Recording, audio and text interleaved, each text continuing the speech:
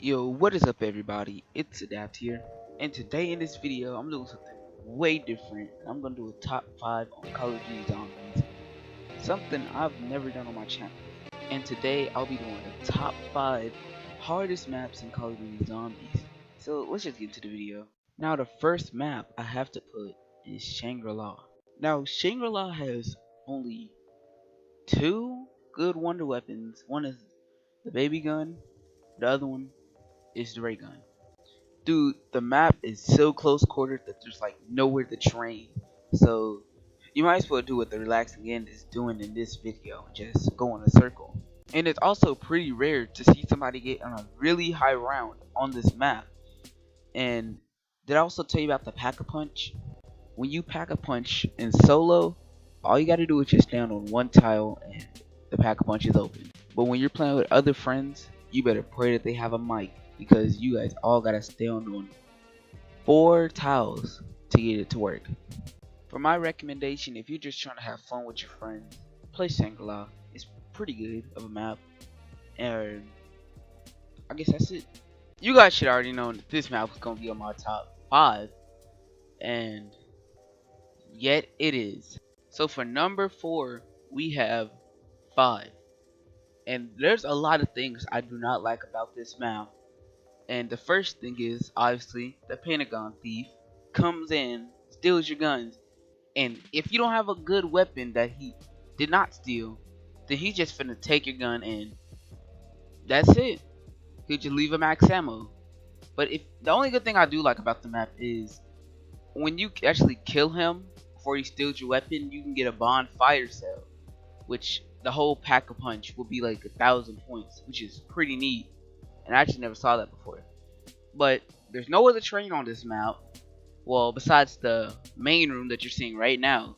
And you gotta be god awful pro at training, because you're gonna need a crossbow and probably an MPL for some points, because you're gonna be using that trap a lot. But you gotta be really good at training in this map once again. But yeah, number 4, 5. Number 3 goes to Verrucht. Now Verrucht doesn't have any wonder weapons unless we're talking about the Zombie Chronicles that actually has decent wonder weapons, and that is the Wonderwolf ray gun, and that's it. If you're talking about Black Ops 1, then that just has ray gun and the God Almighty Winter's Howl, and World at War just has the ray gun. But this map is close quarters, no pack-a-punch, and when you're playing with teammates, 2 people will spawn on one side, the other 2 people will spawn on the opposite side. So that means that you guys are gonna have to group up at some point, which is pretty hard to say, because if 2 people go down on one side, well, nobody's gonna revive them. But that's number 3 goes for Verrucht. Now, what goes for our number 2 spot is Call of the Dead. Now, first thing off the bat is we do not have the original 4 characters. We have actors from real life, and they're not like as funny as the team. Like, most of their jokes are pretty corny, so that's one thing.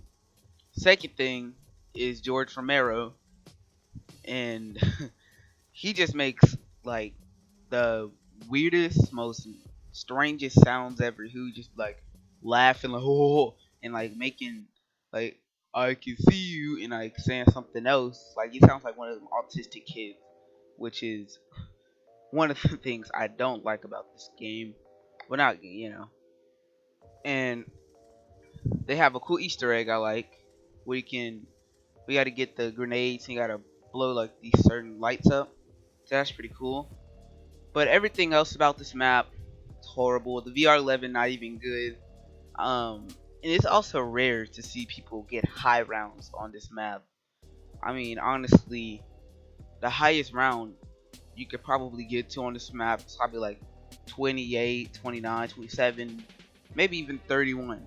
But higher than that, it's probably going to take a lot of skill and a lot of time at your hands to, because you're going to be trying to hit the box constantly to get the same gun, and it's not that good. The scavenger is great after after round 30, and it's just horrible. That's all I gotta say. Well, my recommendation for this map is, if you're just trying to do the Easter egg, do the Easter egg. Everything else about this map, don't play this game solo. And I guess that's it. Now, half you guys probably would think that Transit would have been #1, but no, Transit is not #1. It would always be a #1 on somebody else's top 5, but not for me. For me, I have to put Darius I'm not even gonna start this over again. #1. And there's some things that I actually do like Darius, but there's actually been a couple things I'm now noticing about Darius that does make this map not good. #1, I shouldn't even really get on the fall damage, because this whole map is just fall damage. No PhD flopper in this map, but they trolled you with it right when you get off that one elevator. The second thing is, they have these things, I don't know what they're called, jumping jacks, I think. And by far, those are the most annoying things to kill in this map. Everything else is just normal, but those jumping jacks, jumping off the walls, they're hard to kill. But the good thing from it is, when you actually kill them, like with a knife, not with your bullets, you can actually get a free perk, so that's neat. But everything else, it's just horrible about this map. The Suko Fire is a good wonder weapon. It's actually an insta kill. And oh yeah, did I forget about Who's Who?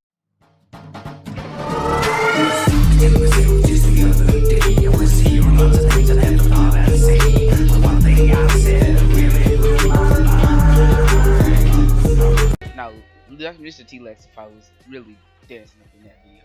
But yeah, Who's Who perk, I think it's good in my opinion. Everybody else thinks it's trash. Please leave in the comments below, why do you guys think that Who's Who perk is not that good? But I think that's just it of the video. So if you guys did like the video, please leave a like, comment, subscribe if you haven't already. Links in the description below, like always, and I'll see you guys in the next video.